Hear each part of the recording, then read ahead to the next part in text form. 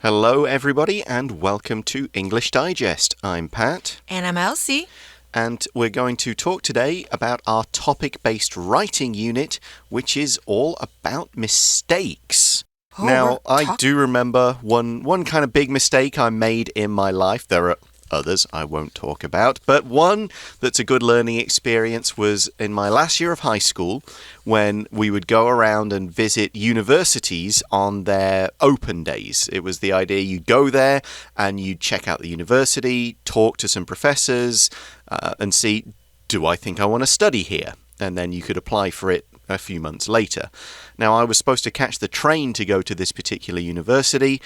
I got on the wrong train. I ended up going halfway across England and I didn't get to the open day. Oh no, so you missed it. I missed the entire thing. So now I am a lot more careful about checking train details. Which train, which platform, which time. Make sure I get on the right one. Oh, so that's the lesson you learned. Indeed. From that mistake.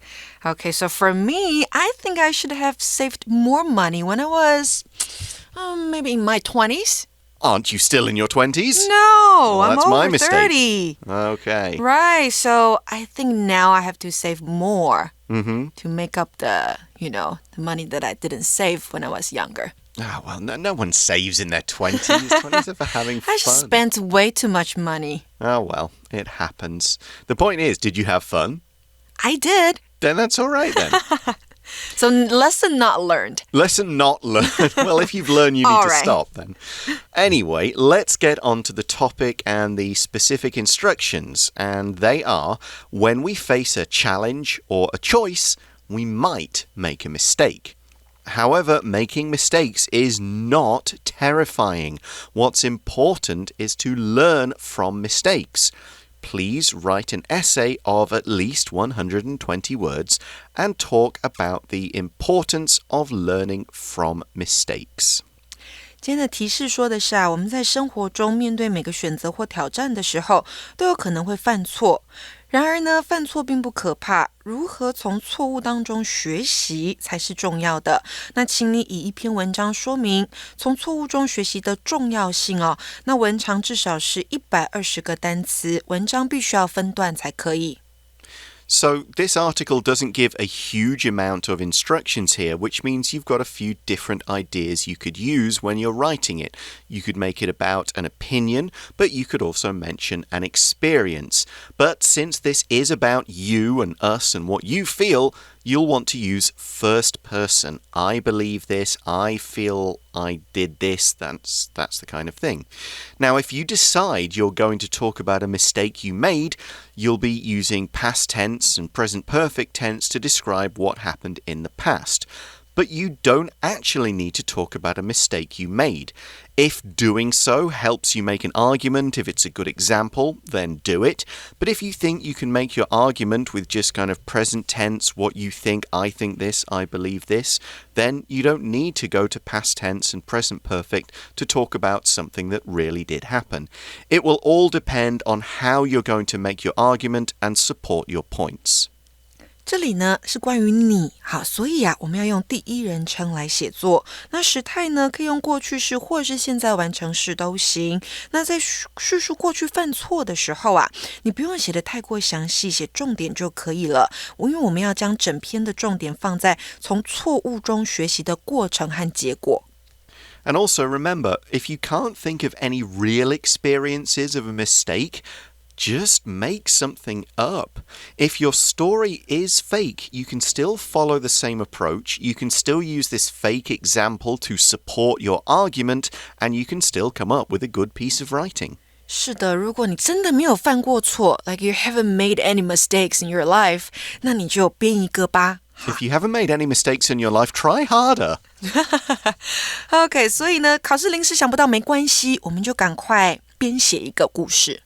好，那再来呢？什么是论说文？论说文包含的是论和说的部分。论指的是对主题的见解和主张，属于比较主观的论断。那说呢，指的是解说和分析主题，属于比较客观的说明。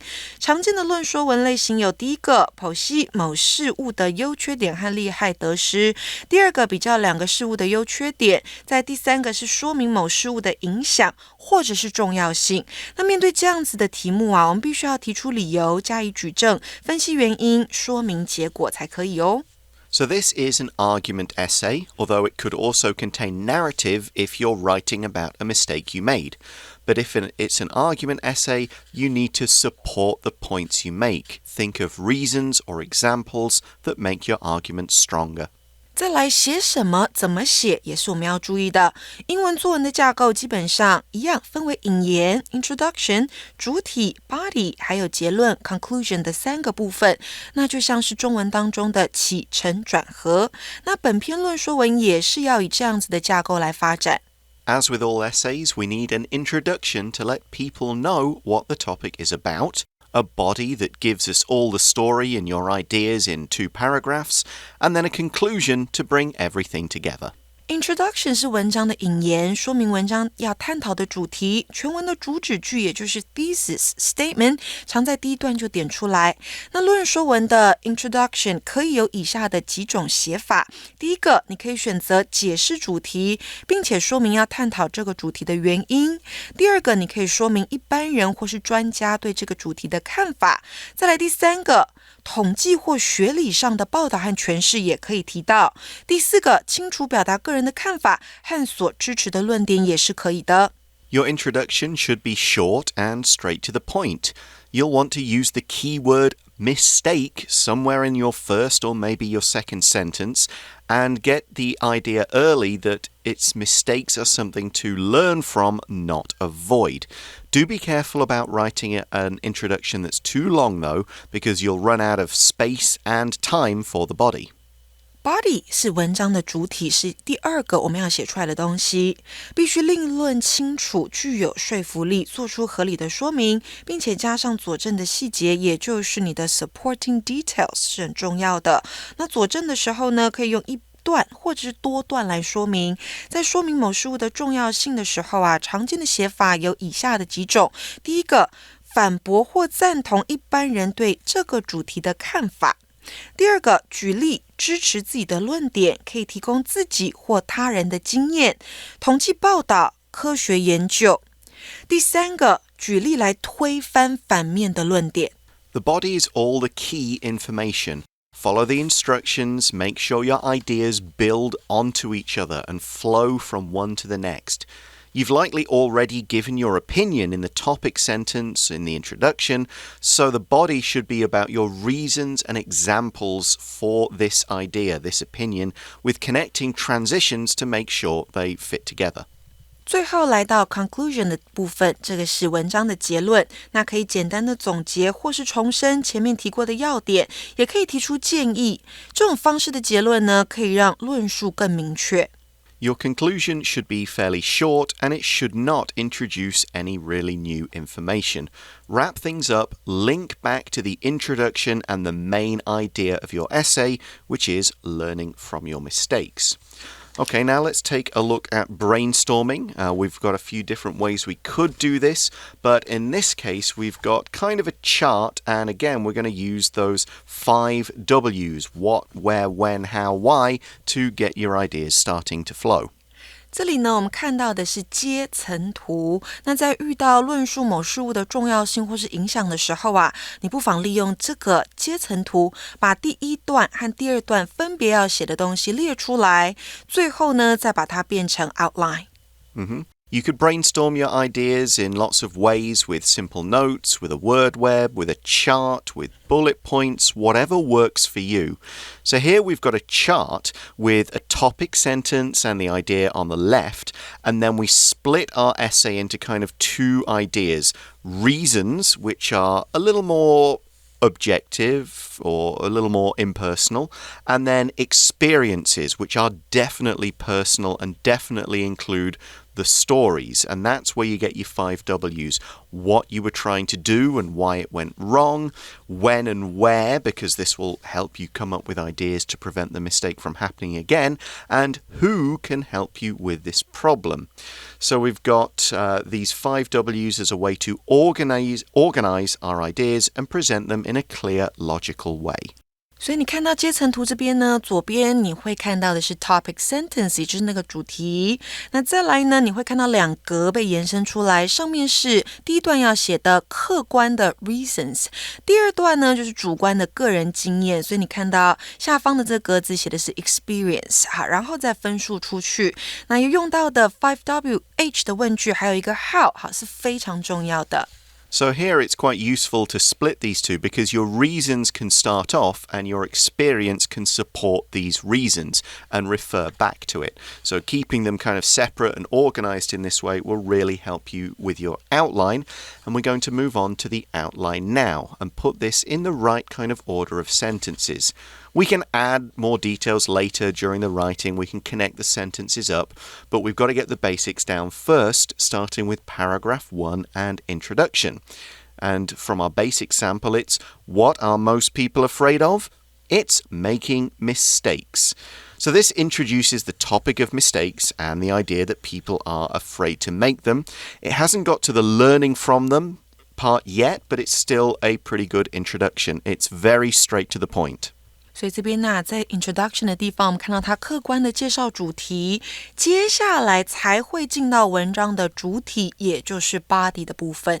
So now we get to the points in the body, and we've got a sentence, most people are afraid of making mistakes, but I think this attitude is sad. So this introduces the author's opinion. It's a good transition from the introduction and idea of mistakes to the main idea of the article, it's not good to be afraid of making mistakes. 所以这边呢，你看到呢，作者带入自身的想法意见，害怕犯错是不好的，好，这是他的想法。那接下来就要给出原因来支撑想法了。Now you need to give reasons. Exactly. We've got our kind of thesis statement, and now we go on to the supporting detail. We've got A, making mistakes and learning from them is a natural way to grow. And B, instead of being afraid of making mistakes, we should focus on getting better at learning from them. 是的，这边给出了2个原因啊。第一个是犯错和从错误中学习是成长的自然过程。再来，第二个是与其害怕犯错，不如专注在从错误当中学习并且成长的这件事情上。So now we move on to paragraph 2, and in this basic sample in our article, it's not a person's single experience of any one mistake, it's more what the writer does when they make a mistake. So it's really getting into the 5 W's, and not just in brainstorming, but 5 W's as an actual approach to learning from mistakes. It says as a sort of topic sentence for paragraph 2, when I make a mistake, I step back. That means to sort of stop and think about things.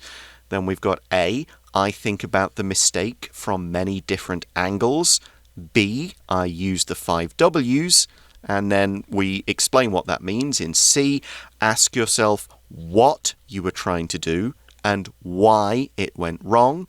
And then D, answering when and where can also help you come up with ideas to prevent the mistake from happening again. And finally, E, as for who, ask yourself who can help me with this problem. 所以这边呢，第2段我们要写到的是犯错要怎么做。好，如果犯了一个错误，该怎么样去思考？第一个，叙述犯错时的思考过程是你可以做的。再第2个，你可以从不同的角度来看这个错误。第3个，怎么样的过程让你犯了错？第4个，什么时间你犯了错？在哪里你犯下这个错误？再来就是问自己谁可以帮忙我解决这个问题。好，所以 5WH questions， 还有一个就是 how， 这边你都可以看到。So in this way, your mistakes will be chances to grow and improve instead of a source of shame. That's our concluding sentence, and so using it, we tie everything together and get back to the main idea, the main thesis statement. Mistakes help us learn and grow, and we don't need to be afraid of making them. 是的，最后的 conclusion 要跟前面是做呼应的，好，所以最后的结论是，犯错可以帮助我们成长和学习，这样子我们其实是不用害怕犯错的。那我们的架构就完成了。So that's the outline, and of course the outline is only an outline. You can add more details, you can put transitions and conjunctions between the sentence, and you can do that when you turn it into your full essay, your full sample. Make sure you follow a logical structure. Don't leave out any key details. Now, one thing about an outline, it helps you to make sure you've got enough information, but not too much, because it's easy to include too much information that may not be related to the point you want to get across. Doing an outline is a necessary step because it keeps your writing to the point and helps you either cut out information you don't need or find and notice places where you think, I do need another example there. I do need some more supporting detail. You'll see all that in your outline and you can do your fixes there instead of after you've already written your essay. OK， 所以有了架构之后呢，你就可以看这些你写上去的讯息是不是真的需要，还是有哪边不足的地方，好，你可以做删减或是增加。那这样子再写成作文的时候呢，你作文里面的内容就会是非常精确的。Okay, we're going to take a short break now, and when we come back, we'll be looking through and talking about our two samples.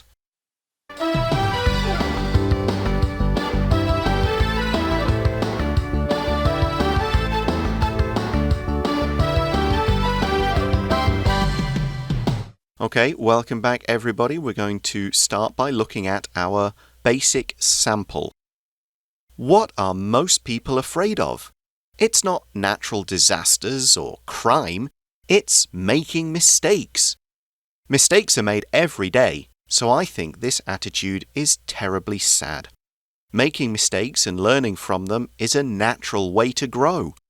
Instead of being afraid of making mistakes, we should focus on getting better at learning from them.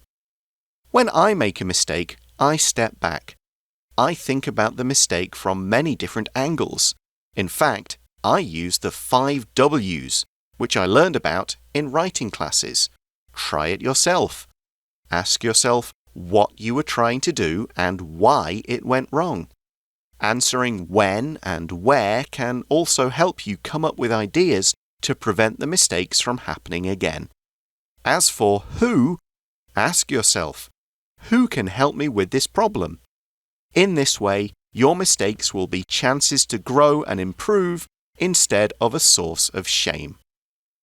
So here, following the outline we gave above, we're not giving a specific example of a mistake the writer made and learned from.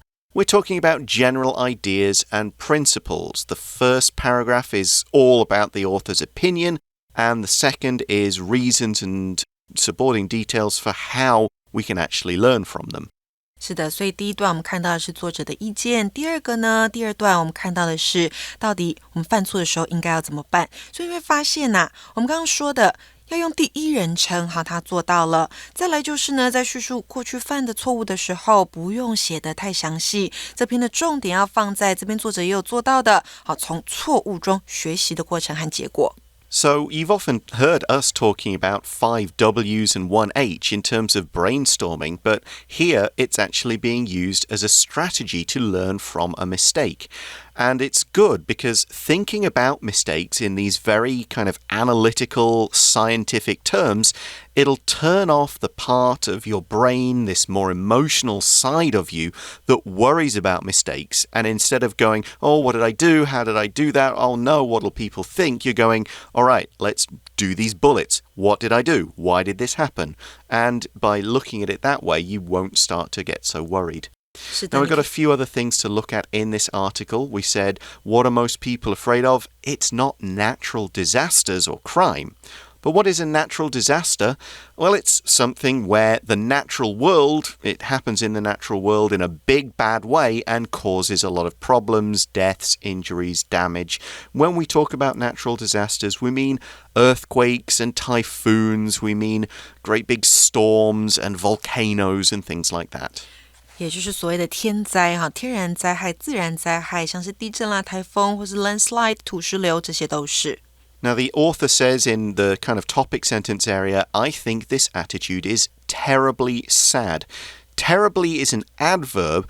It's usually used to mean very sad. It doesn't have to mean like terror in a scary way. It's more like terrible, bad. And so terribly means very, but it's used in a negative way. Terribly bad. This food tasted terribly. That kind of thing. 是的，所以呢，虽然它的解释是 very 非常，不过它用在的句意都是负面的，所以像是你要跟人家说我真的很抱歉 I'm terribly sorry. You wouldn't say I'm terribly happy. That doesn't really make that 对， much 所以 sense. 注意哦，是用在情绪比较负面的句子当中。Okay. Now, in the second topic sentence, at the start of the second paragraph, we've kind of got the whole idea, I think of the mistake from many different angles. Here we mean the angle as the way of looking at something. It's the idea of considering different approaches, different points of view, looking at it from not just what I saw, but what an outsider might see. Angle 在这边代表的是角度，好，看事情的角度，所以呢，你可以搭配这样子的说法 from different angles 或是 from many angles 或者是凑在一起 from many different angles 也就是从很多不同的角度来看待事情。And in the conclusion, we have the word shame. Mistakes could be a source of shame, and shame is the feeling that you've done something bad and you've let people down, including yourself. 就是你会觉得有点羞耻啦、丢脸的这个感觉。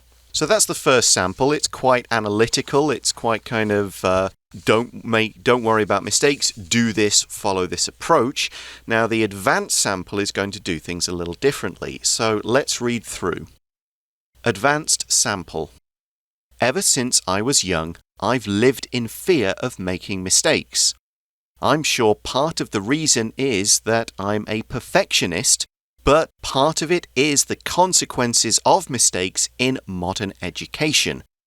Mistakes equate to incompetence, at least in most teachers' eyes, and we students are punished for mistakes in the form of lower grades. Instead of being seen as pure failures, mistakes should be embraced and even celebrated as opportunities for growth and learning. Learning from mistakes is not just part of improving our personal learning process. It's also a way to become more emotionally developed and thoughtful. That is, some mistakes might show us that we're failing to take into account someone else's perspective. For example, when I worked on a group project with 3 other students in my class, I set out a schedule for us and assigned tasks in our first meeting. When the due date came around, only my part of the project was complete. I realized that I'd made 2 big mistakes. First, I hadn't taken the thoughts of my classmates into account. If I'd been more attentive in that first meeting, I'd likely have noticed their discomfort at my control of the project. Second, I never followed up with anyone between the first meeting and the deadline. If I'd thought to do so, we could have adjusted our plan for the project. By facing my mistakes directly and accepting the lessons they had to offer me, I became not just a better student, but a better person. So we have a different structure here with 3 paragraphs, and it is absolutely fine to change things like this when you're a confident writer. Now, if you're still learning, if you're still trying to get used to writing these kind of samples, it's best to stick to the instructions and follow them closely, but over time, you'll find that you can do more, try different things, experiment a bit. 所以呢，我们在看初阶的那一篇文章的时候啊，它是根据提示写了2段。那在进阶的时候，如果你比较熟悉，你是可以写到3段是没有问题的。Now, the first paragraph is almost all the introduction and thesis statement. It introduces the topic idea. It gives a few reasons why people might think making mistakes is bad, talking about education and so on. It doesn't get into the reasons of what you can do with it or why they should be seen as chances to improve. That's left for later on.